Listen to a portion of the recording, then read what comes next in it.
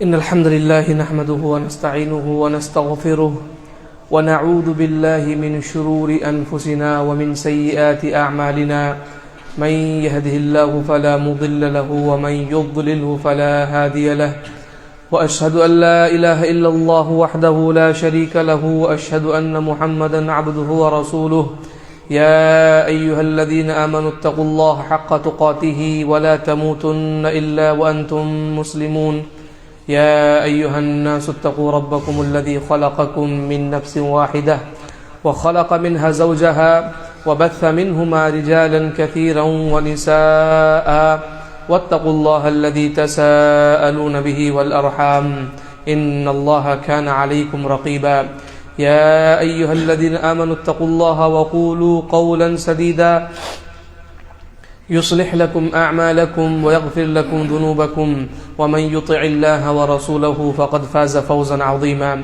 أما بعد فإن خير الحديث كتاب الله وخير الهدي هدي محمد صلى الله عليه وسلم وشر الأمور محدثاتها وكل محدثة بدعة وكل بدعة ضلالة وكل ضلالة في النار فقد قال الله سبحانه وتعالى في القرآن المجيد والفرقان الحميد قد أفلح من زكاها وقد خاب من دساها وقال النبي الكريم صلى الله عليه وسلم كل الناس يغدو فبايع نفسه فمعتقها أو موبقها যাবতীয় প্রশংসা আল্লাহ সুবহানাহু ওয়া তাআলার জন্য, যিনি আমাদের সুস্থ রেখে এই জুমার মসজিদে, এই জামে মসজিদে জুমায় আদায় করার জন্য একত্রিত করেছেন। আমরা সকলেই আল্লাহ সুবহানাহু ওয়া তাআলার শুকরিয়া আদায় করে আলহামদুলিল্লাহ পাঠ করি। দরুদ ও সালাম অবতীর্ণ হোক সকল আম্বিয়া রসুল আলাইহিমুস সালাতু ওয়াস সালামের উপর, বিশেষভাবে আমাদের আখরি নবী বিশ্ব মানবতার দিশারি মুহাম্মদুর রাসূল সাল্লাল্লাহু আলাইহি সাল্লামের উপর। আল্লাহুম্মা সাল্লি আলাইহি আল্লাহুম্মা বারিক আলাইহি। সম্মানিত উপস্থিতি, আদম নিয়ে আমাদের দীর্ঘ আলোচনা চলছিল। আজকে আমরা যে বিষয়বস্তুর উপরে আলোকপাত করব সেটা হচ্ছে নিজের নফস, নিজের মন, নিজের আত্মার সাথে আদব। এ কথা মুসলিম হিসাবে আমাদের জানতে হবে যে দুনিয়া এবং আখিরাতের যাবতীয় সফলতা নির্ভর করে এই কথার উপরে যে মানুষ নিজের নফসের তাজকিয়া করবে, নিজের নফসকে, নিজের মন এবং প্রাণকে পরিশুদ্ধ পবিত্র রাখবে, আল্লাহ সুবহানাহু ওয়া তাআলার ইবাদতের মধ্যে নিয়োজিত রাখবে। পক্ষান্তরে জীবনের ব্যর্থতা এই কথার উপরে নির্ভর করে যে মানুষ নিজের নফস এবং নিজের আত্মা, মন, প্রাণকে কুলসিত করবে, নিষ্ক্রিয় করবে। যার বিবরণ আল্লাহ সুবহানাহু ওয়া তাআলা কোরআনে কারীমের মধ্যে এরকম ভাবে দিয়ে থাকেন, কদ আফলাহা মান যাক্কাহা ওয়া কদ খাবা মান দাসসাহা। সফল কাম হলো সেই ব্যক্তি যে নিজের নফসকে, নিজেকে পরিশুদ্ধ করতে পারলো, পবিত্র রাখতে পারলো, এবং ব্যর্থ হলো সেই ব্যক্তি যেই ব্যক্তি নিজের নফসকে, নিজের মনকে, নিজের আত্মাকে কুলসিত করলো। এই আয়াত থেকে আমরা বুঝতে পারি যে সফলতা পেতে হলে আমাদের চিন্তা ভাবনা এই কথাকে নিয়ে থাকতে হবে যে আমাদের নফস, সেটা তার তাজকিয়া, তার তসফিয়া, তার পরিশুদ্ধিকরণ এবং তার পবিত্র রাখার ব্যাপারটা আমরা তাতে প্রচেষ্টা করছি কি করছি না। এবং এই আয়াত থেকে আমরা এটাও বুঝতে পারি যে যেই ব্যক্তি নিজের নফসকে নিয়ে চিন্তা ভাবনা করবে না, তাকে আদব দেবে না, আদবগুলোর সংরক্ষণ করবে না এবং নিজের নফসকে কুলসিত করবে, গুনাহের মধ্যে রাখবে, আল্লাহর আনুগত্যের মধ্যে নিয়োজিত করবে না, তাকে পবিত্র এবং পরিশুদ্ধ রাখবে না, এমন ব্যক্তি ব্যর্থ হবেই হবে। এই জন্য আসুন আমরা নফসের কি এমন আদব রয়েছে যেই আদবগুলো রক্ষা করলে আমরা নিজের নফসের তাজকিয়া করতে পারবো, তাকে পরিশুদ্ধ রাখতে পারবো, পবিত্র রাখতে পারবো, আল্লাহ সুবহানাহু ওয়া তাআলার ইবাদতের মধ্যে নিয়োজিত রাখতে পারবো, সেই সমস্ত আদব সম্পর্কে আমরা জানি। একজন মুমিন যে সমস্ত আদবের মাধ্যমে নিজের নফসের তাজকিয়া এবং তসফিয়া করে থাকে, তাকে পরিশুদ্ধ এবং পবিত্র রাখে, তার মধ্যে একটি অন্যতম আদব হচ্ছে মুরাকাবাহ। মুরাকাবা মানে হচ্ছে যে আল্লাহ সুবহানাহু ওয়া তাআলা আপনার পর্যবেক্ষক প্রত্যেক সময় আল্লাহ সুবহানাহু ওয়া তাআলা প্রত্যেক মুহূর্তে আপনাকে দেখছেন, আপনার সম্পর্কে জানেন, আপনার কোনো কিছু আল্লাহ সুবহানাহু ওয়া তাআলার নিকটে গোপন নয়। এই কথা, এই বিশ্বাস অন্তরের মধ্যে গেঁথে নেওয়ার নামই হচ্ছে মুরাকাবা। মুরাকাবা মানে হচ্ছে আল্লাহ সুবহানাহু ওয়া তাআলার পর্যবেক্ষণের আওতায় নিজেকে নিয়ে আসা। এই কথা স্থিরভাবে বিশ্বাস করা এবং আস্থা পূর্ণরূপে রাখা যে আল্লাহ সুবহানাহু ওয়া তাআলা আমাকে দেখছেন, আমার কথা শুনছেন, আমার কর্মকাণ্ড, আমার গতিবিধির পর্যবেক্ষণ করছেন। এক মুহূর্তের জন্য আমি আল্লাহ সুবহানাহু ওয়া তাআলার পর্যবেক্ষণের বাইরে নয়। এই অনুভূতি যখন আপনার মধ্যে আসবে তখন এটাকে বলা হয় মুরাকাবা, এবং এটা অত্যন্ত গুরুত্বপূর্ণ একটি বিষয়। মুরাকাবা যখন মুমিনের মধ্যে থাকবে তখন তার ইবাদতের মধ্যে খুশু এবং খুজু আসবে, তখন তার মধ্যে ভয় কাজ করবে। আর যদি মুরাকাবা না থাকে, এই কথার অনুভূতি না থাকে যে আল্লাহ সুবহানাহু ওয়া তাআলা আমাকে দেখছেন, আমার কথা শুনছেন, আমার পর্যবেক্ষণ করছেন, তখন মানুষ কিন্তু সেই রকমভাবে আল্লাহ সুবহানাহু ওয়া তাআলার ইবাদত করবে না যে রকমভাবে আল্লাহ সুবহানাহু ওয়া তাআলা চাই। এ সম্পর্কে আসুন কিছু আয়াত যা আল্লাহ সুবহানাহু ওয়া তাআলা কোরআনে কারীমের মধ্যে উল্লেখ করেছেন সেগুলো আমরা শুনি। আল্লাহ সুবহানাহু ওয়া তাআলা বলেন, ওয়া'লামু আন্নাল্লাহা ইয়া'লামু মা ফি আনফুসিকুম ফাহদারুহু, যে জেনে রাখো যে তোমরা যা কিছুই করছো আল্লাহ সুবহানাহু ওয়া তাআলা সেটাকে জানেন। ফাহদারুহু, কাজেই তোমরা আল্লাহ সুবহানাহু ওয়া তাআলাকে দেখে ভয় করো। অন্য এক জায়গায় আল্লাহ সুবহানাহু ওয়া তাআলা বলেন, ওয়ামা তাকুনু ফি শাআনিন ওয়ামা তাতলু মিনহু মিন কুরআনিন ওয়ালা তা'মালুনা মিন আমালিন ইল্লা কুন্না আলাইকুম শুহুদান ইদ তুফিদুনা ফীহ, যে তোমাদের অবস্থান যাই হোক না কেন, তোমরা কোরআন পড়ো তখনও, তোমরা যে কোনো কর্মের মধ্যে নিয়ে যেতে থাকো তখনও আমরা তোমাদের দেখতে থাকি, তোমাদের কাছে আমরা ওখানে উপস্থিত থাকি। ইল্লা কুন্না আলাইকুম শুহুদান, আমরা সেই জিনিসের জন্য সাক্ষ্য থাকি। তারপরে আল্লাহ তাআলা বলেন, ওয়ামা ইয়াযুবু আনহু মিন মিসকালি যাররাতিন ফিস সামাওয়াতি ওয়ালা ফিল আরদ, আকাশ এবং জমিনের মধ্যে কোনো বিষয় আল্লাহ সুবহানাহু ওয়া তাআলার নিকটে গোপন নয়। তাহলে এই যে অনুভূতি, মুরাকাবা যাকে বলা হয়, অত্যন্ত আবশ্যক বিষয়। যদি আপনি আপনার নফসের তাজকিয়া করতে চান, আপনি আপনাকে পবিত্র রাখতে চান, নিজের মন এবং প্রাণকে পরিশুদ্ধ রাখতে চান, তাহলে এই এহসাস, এই অনুভূতি অত্যন্ত জরুরি যে আমার কোনো কাজ আল্লাহ সুবহানাহু ওয়া তাআলার নিকটে গোপনীয় নয়। এই জন্য হাদিসের মধ্যে আমরা দেখি যে রাসূলুল্লাহ সাল্লাল্লাহু আলাইহি সাল্লাম ঈমান এবং ইসলামের পরে ইহসানকে যে মান এবং মর্যাদা দিয়েছেন, যেটা মুমিনরা এক পর্যায়ে গিয়ে উপলব্ধি করতে পারে, সেটা হচ্ছে এই আনতা আবুদাল্লাহ কান্নাকা তারাহ ফাইল্লাম ইয়াকুন তারাহু ফাইন্নাহু ইয়ারাক, যে তুমি ইবাদত এরকম ভাবে করবে যে তোমার মধ্যে এই অনুভূতি কাজ করবে যে তুমি আল্লাহ সুবহানাহু ওয়া তাআলাকে দেখছো। যদি এরকম না হয় তাহলে কমপক্ষে এই অনুভূতি তো তোমার মধ্যে থাকতেই হবে যে আল্লাহ সুবহানাহু ওয়া তাআলা তোমাকে দেখছেন। যখনই আপনি ইবাদত করবেন, পুণ্যের কাজ করবেন, নামাজ পড়বেন, তখন আপনার মধ্যে এই মুরাকাবার অনুভূতি থাকবে যে আমি আল্লাহ সুবহানাহু ওয়া তাআলাকে দেখছি। যদি এই ব্যাপার না হয়, কমপক্ষে এই অনুভূতি আপনার মধ্যে থাকতেই হবে যে আল্লাহ সুবহানাহু ওয়া তাআলা তো আমাকে দেখছেন।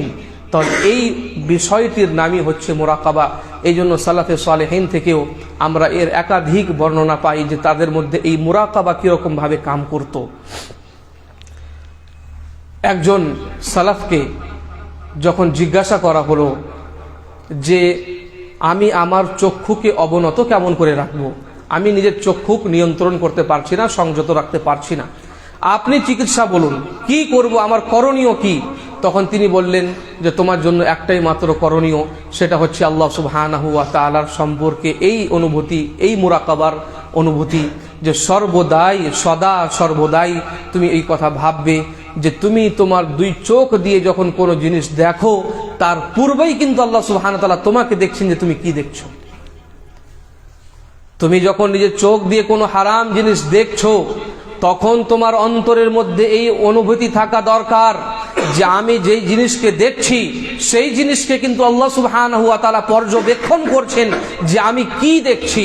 এই অনুভূতি, এই মুরাকাবা যদি তোমার অন্তরের মধ্যে থাকে, তাহলেই তুমি তোমার চক্ষুকে অবনত করতে পারবে, সংযম তোমার মধ্যে সংযমের এই অনুভূতি আসবে। নচেত তুমি শত চেষ্টা প্রচেষ্টা চালালেও তুমি নিজের চোখকে নিয়ন্ত্রণে রাখতে পারবে না। এরকম ভাবে সুফিয়ান সৌরি রহমাতুল্লাহ আলাইহি থেকেও একটি উক্তি বর্ণিত হয়েছে। তিনি বলেন যে তোমরা এমন সত্তাকে ভয় করো যার কাছে তোমার কিছুই গোপনে নেই, তুমি যা কিছুই করো আল্লাহ সুবহানাহু ওয়া তাআলা জানেন। সেই সত্তা সম্পর্কে তোমার অন্তরের মধ্যে ভীতি থাকা দরকার, ভয় থাকা দরকার, এবং এমন সত্তার কাছে নিজের আশা রাখো, কিছু চাও যে সত্তা তোমাকে সব কিছুই দিতে পারেন। তিনি এই কথাই আমাদের বোঝাতে চাইছেন যে যখন আমরা গুনাহ করব তখন আমাদের অন্তরের মধ্যে যদি এই মুরাকাবা থাকে, অর্থাৎ আল্লাহ সুবহানাহু ওয়া তাআলা আমাদের পর্যবেক্ষক, প্রত্যেকটি জিনিস পর্যবেক্ষণ করছেন, কোন জিনিস আল্লাহ সুবহানাহু ওয়া তাআলার চোখ থেকে গোপনীয় নয়, তখন কিন্তু আমরা গুনাহ থেকে সরে দাঁড়াবো। আর যখন আমরা ইবাদত করব তখন আমাদের মধ্যে আল্লাহ সুবহানাহু ওয়া তাআলার নিকটে একটি আশা থাকবে যে আল্লাহ তুমি আমাদের দাও, এবং আমরা জানি যে আল্লাহ সুবহানাহু ওয়া তাআলা দিতে পারেন, অন্য কেউ দিতে পারেন না। এবং ইউসুফ জুলাইখার যে ঘটনা কাহিনী শোনানো হয়, কোরআনে কারীমের যার বিবরণ রয়েছে এটিও বর্ণনা করা হয়েছে, যে যেমনটা কোরআনে কারীমের মধ্যে আল্লাহ সুবহানাহু ওয়া তাআলা বলেন ওয়াস্তাবাকাল বাবা ওয়া কাদ্দাত কামিসাহু মিন দুবুরিন ওয়া আলফায়া সাইয়্যিদাহা লাদাল বাব। সূরা ইউসুফের মধ্যে এই ঘটনাটি আপনারা হয়তো পড়েছেন বা শুনেছেন। ওখানে একটি ঘটনা এটাও বর্ণনা করা হয়েছে যে যখন জুলাইখা নাম বলা হয়ে থাকে, যদিও এই নামটি প্রমাণিত নয়, আজিজে মিসরের স্ত্রী যে ইউসুফ আলাইহিস সালাম সাথে জিনার মধ্যে লিপ্ত হওয়ার জন্য সর্বোপরি চেষ্টা করেছিল, এবং অবশেষে যখন ইউসুফ আলাইহিস সালামকে সে একাকিতে পেয়েছিল, দরজা বন্ধ করে দিয়েছিল, এবং ইউসুফ আলাইহিস সালামও এক পর্যায়ে তার দিকে আকৃষ্ট হয়ে গিয়েছিলেন, এবং সে তো আগে থেকেই আকৃষ্ট ছিল। বলা হয়ে থাকে জিনার মধ্যে ব্যভিচারে লিপ্ত হওয়ার পূর্বে সেখানে একটি মূর্তি ছিল, সেই মূর্তিকে জুলাইখা ঢেকে দেয়। আজিজে মিসরের স্ত্রী সেটাকে ঢেকে দেয়, তার মুখটা আবৃত করে দেয়। তখন ইউসুফ আলাইহিস সালাম বলেন যে একটি জড় বস্তু যার মধ্যে প্রাণ নেই, তুমি তাকে ইলাহা বলে মেনে নিয়েছো, কিন্তু তুমি লজ্জা পাচ্ছ তার সামনে এই কুকীর্তির মধ্যে লিপ্ত হতে, তাহলে আমি তো আল্লাহ সুবহানাহু ওয়া তাআলার উপরে ঈমান এনেছি, আমি তার চোখ থেকে কেমন করে পালায়ন করব। তখন তিনি এই কাজ থেকে সরে আসলেন, এবং আল্লাহ সুবহানাহু ওয়া তাআলা এই সম্পর্কে একটি আয়াত বলে দিয়েছেন যে আমি তাকে আমার নিদর্শন দেখিয়েছিলাম, যে নিদর্শনের কারণে সে সেই কুকীর্তির মধ্যে পতিত হয়নি।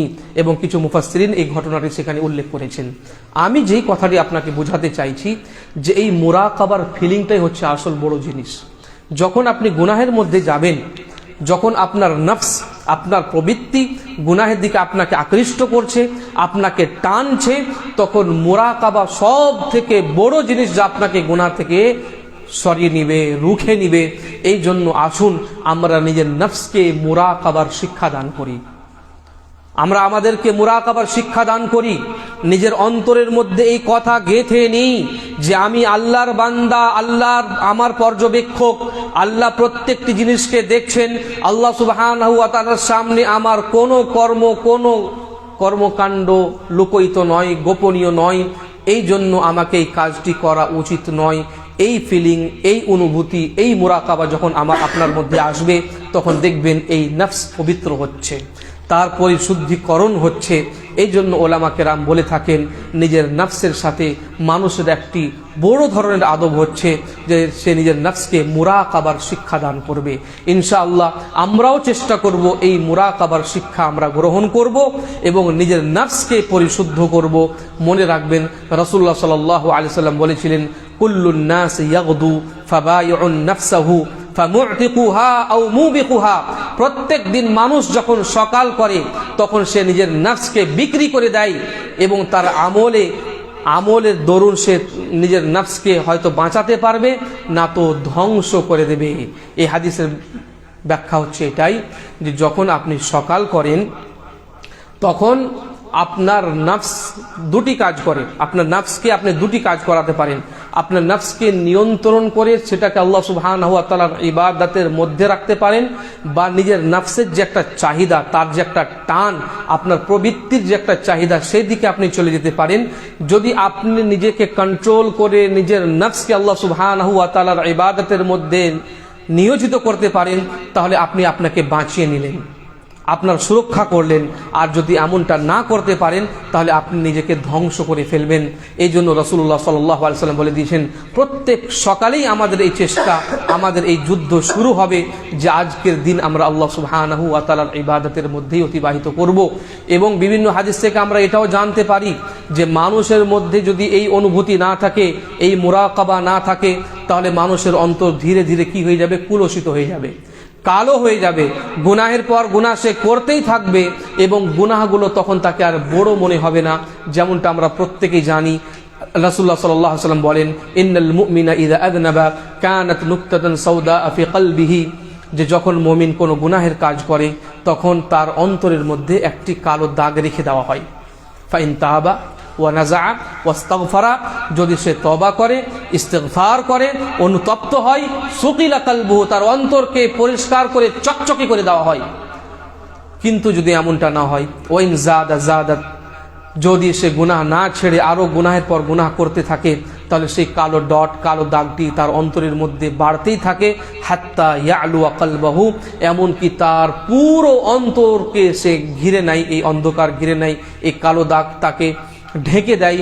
এবং রাসূলুল্লাহ সাল্লাল্লাহু আলাইহি ওয়াসাল্লাম বলেন, ফাযালিকা রাইনুল্লাযী ক্বালা আল্লাহু সুবহানাহু ওয়া তাআলা কাল্লা বাল রানা আলা কুলুবিহিম মা কানু ইয়াকসিবুন, এটাই হচ্ছে সেই মরিচা, এটাই হচ্ছে সেই জং ধরা, যেই জং ধরার কথা আল্লাহ সুবহানাহু ওয়া তাআলা কোরআনে কারীমের মধ্যে বলেছেন, কাল্লা বাল রানা আলা কুলুবিহিম মা কানু ইয়াকসিবুন, যে তাদের কৃত কর্মের দরুন তাদের অন্তরের মধ্যে মরিচা ধরেছে, জং ধরেছে। তার মানে বোঝা গেল যে মুরাকাবা আমাদের করতে হবে, নিজের নফসের পবিত্রতা পরিশুদ্ধ রাখার জন্য আমাদের প্রচেষ্টা করতে হবে। তাহলে আমাদের অন্তর সাফ, পবিত্র, পরিষ্কার থাকবে। যদি আমরা প্রচেষ্টা না করি, তাহলে আমাদের অন্তর কুলসিত হয়ে যাবে, আমরা দুনিয়া এবং আখিরাতে ব্যর্থ হয়ে যাব। 1 নম্বর আদবের কথা বলা হলো। আর একটি আদব যা আমাদের করতে হবে, এবং একাধিকবার আমরা এই সম্পর্কে শুনেছি, সেটা হচ্ছে অন্তরের নফসের একটি আদব হচ্ছে মুহাসাবা। ইতিপূর্বে উল্লেখ হলো মুরাকাবা, এখন উল্লেখ কি হচ্ছে? মুহাসাবা। মুহাসাবা মানে হচ্ছে এই যে পুরো দিন রাত জুড়ে আপনি যে কর্মকাণ্ড করছেন, আমলগুলো করছেন, আপনি একটা সময় বসে তার হিসাব নিকাশ করবেন যে আমি কি করছি। রাতের বেলায় আপনি ঘুমাতে গিয়েছেন, পুরো দিনের অ্যাক্টিভিটিস, আপনার গতিবিধির দিকে আপনাকে এক নজর দিতে হবে, হিসাব নিকাশ করতে হবে আপনাকে, যে আজকে পুরো দিনের মধ্যে আমার আমল কি কি ছিল, কতটুকু আমি আল্লাহ সুবহানাহু ওয়া তাআলার ইবাদতের মধ্যে সময় দিতে পেরেছি, কতটা সময় আমি দুনিয়ার দিকে দিয়ে দিয়েছি, কতটা কাজ আমি আল্লাহ সুবহানাহু ওয়া তাআলার রিজামানদের জন্য করেছি, এবং কতগুলো কাজ আমি আল্লাহ সুবহানাহু ওয়া তাআলার পাপাচারের মধ্যে করেছি। এই হিসাব আপনাকে করতে হবে। এটাকেই বলা হয় মুহাসাবায়ে নফস।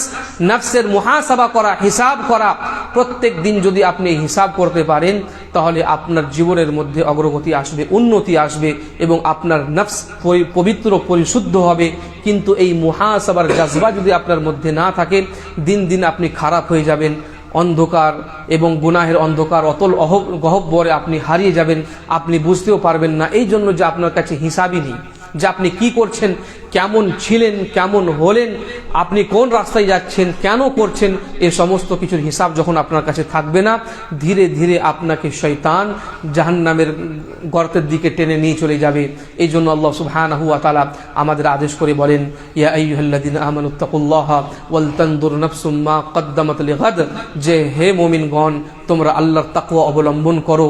প্রত্যেক নফসকে, প্রত্যেক মানুষকে চিন্তা ভাবনা করা উচিত কিয়ামতের দিনের জন্য সে কি প্রস্তুতি গ্রহণ করছে, কাল কিয়ামতের দিনে সে আগাম কি পাঠাচ্ছে। ওয়াত্তাকুল্লাহ, আল্লাহ সুবহানাহু ওয়া তাআলা তোমরা তাকওয়া অবলম্বন করো। এই আয়াতের মধ্যে আল্লাহ সুবহানাহু ওয়া তাআলা আমাদের বলে দিয়েছেন যে তাকওয়া অবলম্বন করার সাথে সাথে অত্যন্ত গুরুত্বপূর্ণ জিনিস হচ্ছে চিন্তা ভাবনা নিজেকে নিয়ে, যে কিয়ামতের জন্য, পরকালের জন্য, আখিরাতের জন্য, কবরের জীবনের জন্য আমি কি করছি এবং কি করছি না। আর এটা তখনই সম্ভব হবে যখন আপনি নিজেকে সময় দিবেন, নিজের নফসকে সময় দিবেন, নিজেকে নিয়ে ভাববেন আমি কি, আমি কেন, কোন উদ্দেশ্যে জীবনে এসেছি, আমি কি করছি, আমার গতিবিধিগুলো কোন দিকে চলে যাচ্ছে, এই নিয়ে আপনাকে চিন্তা ভাবনা করতে হবে, হিসাব নিকাশ করতে হবে। এই জন্য আল্লাহ সুবহানাহু ওয়া তাআলা বলেন ইকতারাবা লিন-নাসি হিসাবুহুম ওয়া হুম ফি গাফলাতিন মু'রিদুন, যে মানুষের হিসাবের দিন ঘনিয়ে আসছে, নিকটবর্তী হয়ে আসছে, কিন্তু মানুষ গাফিলাতিতে পড়ে মুখ ফিরিয়ে নিচ্ছে। অর্থাৎ আল্লাহ সুবহানাহু ওয়া তাআলা এই কথা আমাদের সামনে উপস্থিত করেছেন যে আমাদের হিসাবের দিন ঘনিয়ে আসছে। যখনই আমরা মরব আমাদের হিসাব কিতাব হবে।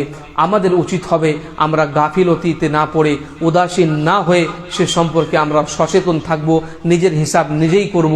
যেমনটা ওমর বিন খাত্তাব রাদিয়াল্লাহু তাআলা আনহুর একটি অত্যন্ত প্রসিদ্ধ উক্তি রয়েছে, হাসিবু আনফুসাকুম ক্বাবলা আন তুহাসাবু, যে তোমার হিসাব নিয়ে নেওয়ার পূর্বে তুমি নিজেই নিজের হিসাব নিয়ে নাও।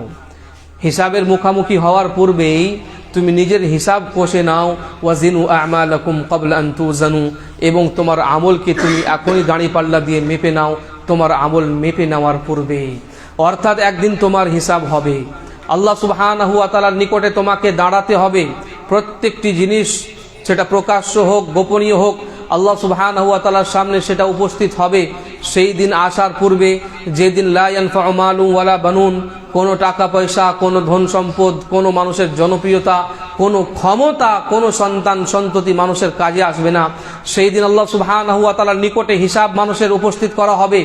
সেই দিনের হিসাবের মুখোমুখি হওয়ার পূর্বেই তোমরা দুনিয়াতেই নিজের হিসাবটা কষে নাও, তাহলে হতে পারে কাল কিয়ামতের দিনে তোমাদের হিসাবটা সহজ হবে। এই জন্য যে হিসাব করার মাধ্যমে মানুষ নিজের সংশোধন করে, নিজের নফস এবং নিজের আত্মার পরিশুদ্ধি করে। ওয়াজিনু আমালাকুম, এবং তুমি তোমার আমলকে ওজন করে দেখে নাও যে তুমি কতটা ভালো আমল করছো এবং কতটা মন্দ আমল করছো। তো এখান থেকে আমরা বুঝতে পারলাম যে নিজের নফসের আদবের মধ্যে একটি অন্যতম আদব হচ্ছে মুহাসাবা করা। এবং এই সম্পর্কে যদি আমরা সালাফদের কিছু ঘটনা দেখি, সেটা তারও আমরা দৃষ্টান্ত পাই। যেমনটা একটি ঘটনা বর্ণনা করা হয়েছে আবু তালহা রাদিয়াল্লাহু তাআলা আনহু সম্পর্কে, যে তিনি বাগানের মধ্যে কোনো একদিন কোনো কাজে মশগুল হলেন, মসরুফ হলেন, এবং নামাজের সময় পার হয়ে গেল, অতিবাহিত হয়ে গেল।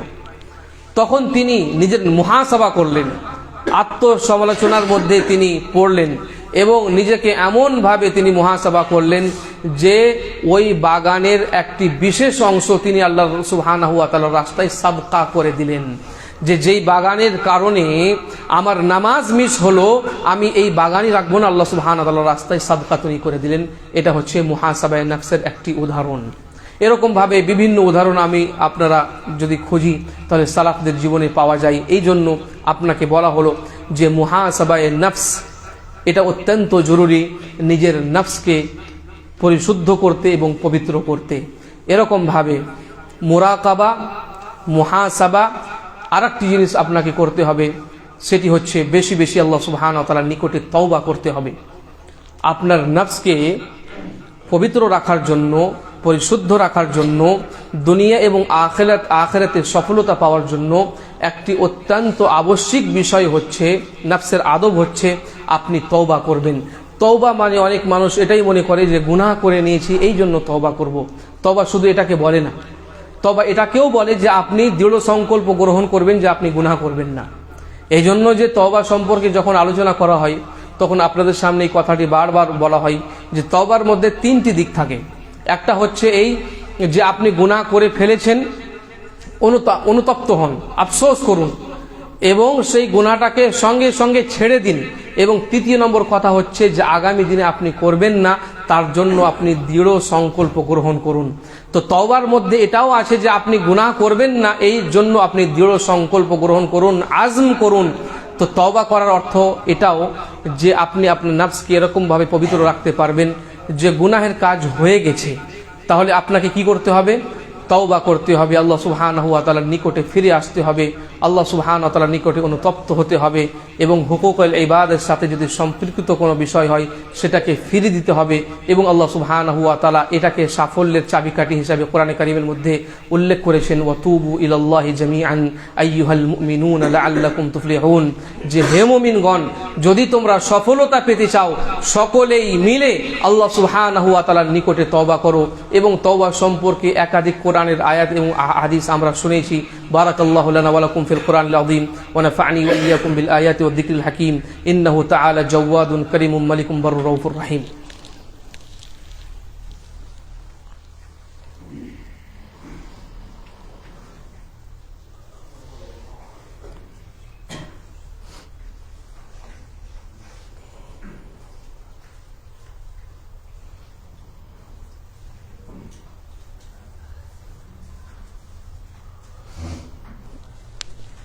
إن الحمد لله نحمده ونستعينه ونستغفره ونعوذ بالله من شرور أنفسنا ومن سيئات أعمالنا من يهده الله فلا مضل له ومن يضلله فلا هادي له وأشهد أن لا إله إلا الله وحده لا شريك له وأشهد أن محمدا عبده ورسوله।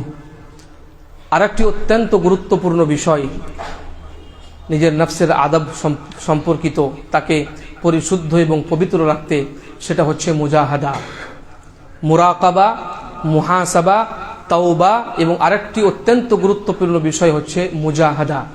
মুজাহাদার অর্থ হচ্ছে এই যে আপনাকে সর্বপ্রথমে এই কথা মেনে নিতে হবে, বুঝে নিতে হবে যে আপনার নফসে আম্মারাই হচ্ছে আপনার সব থেকে বড় শত্রু। যেই নফস আপনাকে গুনাহের দিকে আকৃষ্ট করে, গুনাহের দিকে টানে, এবং এই কথা আল্লাহ সুবহানাহু ওয়া তাআলাও বলেছেন, ইন্নান নাফসা লাআম্মারাতুম বিসসু, যে মানুষের নফস মানুষকে খারাপ কাজের দিকে, নিকৃষ্ট কাজের দিকে, পাপাচারের দিকে, গুনাহের দিকে ডাক দেয়, তাকে টানে, তাকে আকৃষ্ট করে। তো আপনার মধ্যে যে নফসে আম্মারা রয়েছে, প্রবৃত্তির যে টান রয়েছে, সেটাই প্রকৃতপক্ষে আপনার সব থেকে বড় শত্রু। এই কথা আপনাকে বুঝে নেওয়ার পরে তাকে কন্ট্রোল করার জন্য, নিয়ন্ত্রণে রাখার জন্য, আল্লাহ সুবহানাহু ওয়া তাআলার ইবাদতের মধ্যে নিয়োজিত করার জন্য যেই চেষ্টা প্রচেষ্টা জিহাদ আপনাকে গ্রহণ করতে হবে, তার বিরুদ্ধে যুদ্ধ করতে হবে, তারই নাম হচ্ছে মুজাহাদা। এই জন্য আল্লাহ রাসূলুল্লাহ সাল্লাল্লাহু আলাইহি ওয়াসাল্লাম হাদিসের মধ্যে বলেন, ওয়াল মুজাহিদু মান জাহাদা নাফসাহু ফি তাআতিল্লাহ, প্রকৃতপক্ষে মুজাহিদ সেই ব্যক্তি, আল্লাহর রাস্তায় জিহাদ সেই ব্যক্তি করে যেই নিজের নফসের সাথে জিহাদ করে আল্লাহ সুবহানাহু ওয়া তাআলার ইবাদতের মধ্যে। আপনার মধ্যে যেই প্রবৃত্তি আছে তার মধ্যে আল্লাহ সুবহানাহু ওয়া তাআলা এমন কিছু বৈশিষ্ট্য রেখেছে যে আপনার নফস, আপনার এই প্রবৃত্তি আপনাকে গুনাহের দিকে টানবে, গুনাহের কাজের দিকে আকৃষ্ট করবে। কিন্তু আপনার দায়িত্ব হবে যে নিজের নফসের না শুনে, প্রবৃত্তির অনুসরণ না করে, নিজের প্রবৃত্তিকে কন্ট্রোল করে তাকে আল্লাহ সুবহানাহু ওয়া তাআলার তাআতের মধ্যে, তার অনুসরণের মধ্যে, তার ইবাদতের মধ্যে, তার আনুগত্যের মধ্যে লাগিয়ে রাখা। এটারই নাম হচ্ছে মুজাহাদা। ওয়াল্লাযীনা জাহাদু ফীনা লানাহদিয়ান্নাহুম সুবুলানা, আল্লাহ সুবহানাহু ওয়া তাআলা বলেন, যারা আমার রাস্তায় চলার জন্য জিহাদ করে, চেষ্টা প্রচেষ্টা করে এবং নিজের নফসের সাথে যুদ্ধ ঘোষণা করে, আমি নিশ্চয় তাদেরকে আমার রাস্তার হিদায়াত দান করে থাকি। এখানেও যে শব্দটি ব্যবহার হয়েছে সেটা হচ্ছে জাহাদু, অর্থাৎ আল্লাহ সুবহানাহু ওয়া তাআলার পথে চলতে হলে, সিরাতে মুস্তাকিমের মধ্যে অটল থাকতে হলে আপনাকে একটি পরিশ্রম করতে হবে, জিহাদ করতে হবে, এবং এই জিহাদ হবে আপনার নফসের বিরুদ্ধে। কথা উঠলে অনেক কথা চলে আসে। কেউ কেউ আবার বলে যে 5 ওয়াক্তের নামাজ পড়ি না ঠিকই, কিন্তু আমি আল্লাহর রাস্তায় নিজেকে নফস দেওয়ার জন্য, কুরবান করার জন্য প্রস্তুত আছি। আল্লাহ রাসূল সাল্লাল্লাহু আলাইহি ওয়াসাল্লামের শানে যদি গুস্তাখি হয়, আমি 5 ওয়াক্তের নামাজ পড়তে পারি না ঠিকই, কিন্তু আল্লাহ রাসূল সাল্লাল্লাহু আলাইহি ওয়াসাল্লামের শানে যদি গুস্তাখি করা হয়, আমি আমার বুকের গরম রক্ত ঝরানোর জন্য আমি প্রস্তুত আছি। এটাকে জিহাদ বলে? এটাকে ইতাআত বলে? এটাকে জজবায়ে মুহাব্বত বলে? এটাকে রাসূল সাল্লাল্লাহু আলাইহি ওয়াসাল্লামের ভালোবাসা বলে? জি না, আসল জিহাদ, আসল যুদ্ধ হচ্ছে আপনার নফসের বিরুদ্ধে। প্রশ্ন হবে যে যেই ঈমান, যেই মুহাব্বত আপনাকে নামাজের জন্য উদ্যোগী করতে পারলো না, সে আপনার এই কুরবানি দিয়ে, আপনার জানকে শেষ করে দিয়ে আপনার কি উপকার করতে পারে? তাহলে আসল জিহাদ, আসল কাজ আপনার হচ্ছে আপনার নফসের বিরুদ্ধে গর্জে ওঠা। আজকের যুবকরা কথায় কথায় জিহাদ করার কথা বলে, কথায় কথায় তারা জিহাদের কথা বলে, কিন্তু নফসের সাথে যে জিহাদটাই হচ্ছে সব থেকে বড় মুজাহাদা, এই কথাটা তারা বুঝেই না। যে ব্যক্তি ফজরের নামাজ ঢং করে পড়ে না, ওই ব্যক্তিও চায় আল্লাহ সুবহানাহু ওয়া তাআলার রাস্তায় শহীদ হতে। এই জন্য আমাদের বুঝতে হবে যে যদি আমরা সফলতা পেতে চাই, নিজের নফসকে পবিত্র এবং পরিশুদ্ধ করতে চাই, তাহলে যেটা আবশ্যিক বিষয় মুরাকাবা, মুহাসাবা, তাওবা, তার সাথে সাথে অত্যন্ত গুরুত্বপূর্ণ একটি বিষয় হচ্ছে মুজাহাদা। এই সম্পর্কে যদি আমরা দেখি তাহলে দেখতে পাই রাসূল সাল্লাল্লাহু আলাইহি সাল্লামের জীবনেও তার দৃষ্টান্ত রয়েছে। রাসূলুল্লাহ সাল্লাল্লাহু আলাইহি সাল্লাম কত বেশি ইবাদত করতেন আমরা জানি। রাসূল সাল্লাল্লাহু আলাইহি সাল্লাম সম্পর্কে আয়েশা রাদিয়াল্লাহু তাআলা আনহা বলেন যে রাসূলুল্লাহ সাল্লাল্লাহু আলাইহি সাল্লাম রাত্রে এত দীর্ঘ ইবাদত করতেন, এতক্ষণ পর্যন্ত নামাজে তাহাজ্জুদের মধ্যে দাঁড়িয়ে থাকতেন যে রাসূলুল্লাহ সাল্লাল্লাহু আলাইহি সাল্লামের পাগুলো ফুলে ফুলে যেত। আমি একদিন সহ্য না করতেই, বরং হাদিস নামাজের বিবরণ তো আরও রয়েছে যে সাজদা যখন রাসূলুল্লাহ সাল্লাল্লাহু আলাইহি সাল্লাম করতেন, এত দীর্ঘ সাজদা করতেন যে মনে হতো যে রাসূল সাল্লাল্লাহু আলাইহি সাল্লাম মারা গেছেন নাকি। আয়েশা রাদিয়াল্লাহু তাআলা আনহা কখনো সন্দেহের মধ্যে পড়ে যেতেন, এমনকি তিনি চেক করতেন হাত দিয়ে যে রাসূল সাল্লাল্লাহু আলাইহি সাল্লাম জীবিত আছেন। এই সুদীর্ঘ ইবাদত যে রাসূলুল্লাহ সাল্লাল্লাহু আলাইহি সাল্লাম করতেন, আয়েশা রাদিয়াল্লাহু তাআলা আনহা একদিন জিজ্ঞাসা করেই ফেললেন যে আল্লাহর রাসূল, আপনার আগের পিছের সমস্ত গুনাহ খাতা আল্লাহ সুবহানাহু ওয়া তাআলা মাফ করে দিয়েছেন, তাহলে এই ইবাদতের মধ্যে এত চেষ্টা প্রচেষ্টা, এত মুজাহাদা, এত পরিশ্রম আপনি কেন করছেন? রাসূলুল্লাহ সাল্লাল্লাহু আলাইহি ওয়াসাল্লাম বলেন, আফালা আকুনু আবদান শাকুরা, আফালা উহিব্বু আন আকুনা আবদান শাকুরা, যে আয়েশা, আমি কি কথা পছন্দ করব না যে আমি আল্লাহ সুবহানাহু ওয়া তাআলার শাকির বান্দা হয়ে যাই, কৃতজ্ঞ বান্দা হয়ে যাই, আল্লাহ সুবহানাহু ওয়া তাআলার শুকরিয়া আদায় করনেওয়ালা বান্দা হয়ে যাই। অর্থাৎ রাসূলুল্লাহ সাল্লাল্লাহু আলাইহি ওয়াসাল্লাম বুঝাতে চেয়েছেন যে আল্লাহ সুবহানাহু ওয়া তাআলা যে নিয়ামতগুলো আমাদের দান করেছেন, সেই নিয়ামতের কৃতজ্ঞতা স্বরূপ আমি দীর্ঘ আল্লাহ সুবহানাহু ওয়া তাআলার ইবাদত করে থাকি। এবং এই ঘটনা থেকে আমি আপনাকে যেই বার্তা দিতে চাইছি যে রাসূলুল্লাহ সাল্লাল্লাহু আলাইহি ওয়াসাল্লাম পর্যন্ত এত দীর্ঘ ইবাদত করতেন। আবু হুযায়ফা রাদিয়াল্লাহু তাআলা বলেন, তিনটি জিনিস যদি না থাকতো আমার জীবনে, তাহলে আমি একটি দিনও জীবিত থাকতে পছন্দ করতাম না। তিনটি বিষয় আমার জীবনের মধ্যে আছে, এই জন্য আমি জীবিত থাকতে পছন্দ করি। তার মধ্যে তিনি বলেন যে অত্যন্ত উত্তপ্ত তাপের মধ্যে আল্লাহ সুবহানাহু ওয়া তাআলার জন্য পিপাসিত থাকা, অর্থাৎ রোজা রাখা। দ্বিতীয় নম্বর হচ্ছে মধ্যরাতে আল্লাহ সুবহানাহু ওয়া তাআলার জন্য সাজদা করা। এবং তৃতীয় নম্বরে হচ্ছে বাছাইকৃত সম্প্রদায়ের সাথে উঠা বসা করা, অর্থাৎ সাহাবীদের মধ্যে জীবন যাপন করা। তিনি যে কথাটি বোঝাতে চাইছেন সেটা হচ্ছে এটাই যে ইবাদতের মধ্যে যে আমি মুজাহাদা করছি, এই জন্য এই জীবনটা আমার কাছে আনন্দময় মনে হচ্ছে, সার্থক মনে হচ্ছে, উদ্দেশ্যপূর্ণ মনে হচ্ছে। যদি এই তিনটি জিনিস না থাকতো তাহলে আমি জীবিত থাকতে পছন্দ করতাম না, আমি আমার জীবনকে অগ্রাধিকার দিতাম না। তার মধ্যে দুটি কথার মধ্যে কিন্তু মুজাহাদা রয়েছে। কি মুজাহাদা? প্রথমটি হচ্ছে যে যতই গরম হোক না কেন, যতই তাপ হোক না কেন, আমি চাই আল্লাহ সুবহানাহু ওয়া তাআলার জন্য সিয়াম পালন করতে, রোজা রাখতে। যখন মানুষ রোজা রাখে উত্তপ্ত গরমের মধ্যে, তখন কষ্ট তো খুবই হয়, কিন্তু তার মধ্যে একটা আনন্দও থাকে যে আমি আল্লাহ সুবহানাহু ওয়া তাআলার জন্য রোজা রাখছি। এটাই হচ্ছে মুজাহাদা। মধ্যরাতে, শেষ রাতে, যখন সমস্ত মানুষ ঘুমিয়ে আছে, ওয়ান্নাসু নিয়াম, মানুষ যখন ঘুমন্ত অবস্থায় আছে, তখন আপনি নিরিবিলিতে যখন আল্লাহ সুবহানাহু ওয়া তাআলার নিকটে উঠে ইবাদত করছেন, নিজের নফসের সাথে জিহাদ করছেন, যুদ্ধ করছেন, মুজাহাদার মধ্যে লিপ্ত হয়েছেন, এর মধ্যে একটা স্বাদ রয়েছে। ওই কথাটাকেই তিনি বোঝাতে চাইছেন যে এর জন্যই আমি জীবনটাকে পছন্দ করছি। তাহলে এক কথাই বোঝা গেল যে মুজাহাদা আমাদের করতে হবে, নফসের সাথে আমাদের যুদ্ধ করতে হবে, শয়তানের সাথে আমাদের যুদ্ধ করতে হবে। নিজের নফসকে যদি নিজের নফস, এবং এরকম অনেক ঘটনাও রয়েছে যে কোনো সালাফ থেকে এটা বর্ণিত হয়েছে যে যখন তিনি কোনো গুনাহের কাম করে ফেলতেন বা করার তার মধ্যে প্রবৃত্তি জাগ্রত হতো, তখন তিনি এই চেরাগের কাছে গিয়ে, প্রদীপের কাছে গিয়ে নিজের আঙুলকে আগুনের মধ্যে দিয়ে দিতেন। এবং এই আঙুলের মধ্যে যখন আগুনের তাপ অনুভব করতেন, তখন সে নিজেকে বলতেন যে দেখো, সামান্য এই আগুনের তাপ তুমি অনুভব করতে পারছো না, আবার গুনাহ করতে চাইছো, গুনাহ করার জন্য আগ্রহী হচ্ছ, বলো জাহান্নামের আগুন সহ্য করতে পারবে তো? তো এদের মধ্যে এই জজবা ছিল, এই মুরাকাবা ছিল, এই মুজাহাদা ছিল, এই মুহাসাবা ছিল। এই জন্য তারা এত আগে বেড়েছেন, আল্লাহ সুবহানাহু ওয়া তাআলার প্রিয় হয়েছেন। আমরাও যদি চাই দুনিয়া এবং আখিরাতের সার্বিক সফলতা পেতে, তাহলে আমাদের নফসের আদব আমাদের রক্ষা করতে হবে।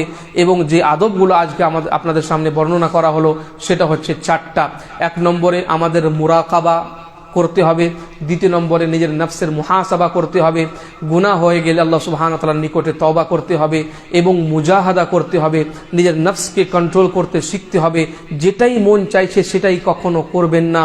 এই ঠান্ডার রাতে যখন আপনি ফজরের নামাজের জন্য উঠবেন, আপনার মন চাইবে না, আপনার নফস পছন্দ করবে না যে এই গরম গরম কম্বল ছেড়ে দিয়ে ঠান্ডা ঠান্ডা পানিতে ওযু করে আপনি মসজিদে এত ঠান্ডা আবহাওয়াতে যাবেন। আপনার নফস চাইবে না, কিন্তু আপনাকে তার সাথে মুজাহাদার মধ্যে লিপ্ত হতে হবে। তখন আপনাকে আরো অ্যাক্টিভ হতে হবে যে আমার নফসের বিরুদ্ধে আমার পদক্ষেপ হবে। এটাই হচ্ছে মুজাহাদা। বলা বাহুল্য, আপনি আপনার নফসকে এরকম ভাবে ট্রেন্ড করুন যে সেটা চাইবে সেটা আমি তাকে দেব না, বরং আল্লাহ সুবহানাহু ওয়া তাআলা যেটা চাইবেন সেটা আমি করব। এবং এই কথা বলে আমি আর বক্তব্য শেষ করছি। রাসূলুল্লাহ সাল্লাল্লাহু আলাইহি ওয়াসাল্লাম বলেছেন, হুফফাতিল জান্নাতু বিল মাকারিহ ওয়া হুফফাতিন নারু বিশ-শাহাওয়াত, কে জান্নাতকে ঘিরে দেওয়া হয়েছে অপছন্দনীয় বিষয় দিয়ে। জান্নাত পেতে হলে দুনিয়াতে আপনাকে অপছন্দনীয় জিনিস করতে হবে যা আপনার নফসের কাছে অপছন্দনীয়। নামাজের মধ্যে দাঁড়ানো আপনাকে খুব ভালো লাগা দরকার, কিন্তু প্রত্যেকটা নামাজকে তার সময়ে সময়ে পড়া, জামাতের মধ্যে পড়া, সুদীর্ঘ নামাজ পড়া। কখনো কখনো আপনি কষ্ট পাবেন, কিন্তু কষ্ট আপনাকে সহ্য করতে হবে। টাকা পয়সা আপনাকে আল্লাহর রাস্তায় দান করতে হবে, মানুষের সহযোগিতা করতে হবে, মানুষের সামনে দাঁড়াতে হবে। আপনি উমরা হজের জন্য যাবেন যখন, তখন আপনাকে অনেক বেশি প্রচেষ্টা দৌড়াদৌড়ি করতে হবে। এই সমস্ত দিয়ে জান্নাতকে ঘেরা হয়েছে। জান্নাতকে পেতে হলে এই সমস্ত নফসের কাছে যে সমস্ত অপছন্দনীয় কাজ, সেগুলোকে পার করে আপনাকে জান্নাতে যেতে হবে। কষ্ট আপনাকে করতে হবে, কষ্টের মধ্যে আপনাকে সবর ধৈর্য ধারণ করতে হবে, মুজাহাদা করতে হবে। তাহলে গিয়ে আপনি পরিণাম স্বরূপ এই জান্নাত পাবেন। আর জাহান্নামকে ঘিরে দেওয়া হয়েছে শাহওয়াতের মাধ্যমে, যেটা দুনিয়াতে আপনাকে ভালো লাগে।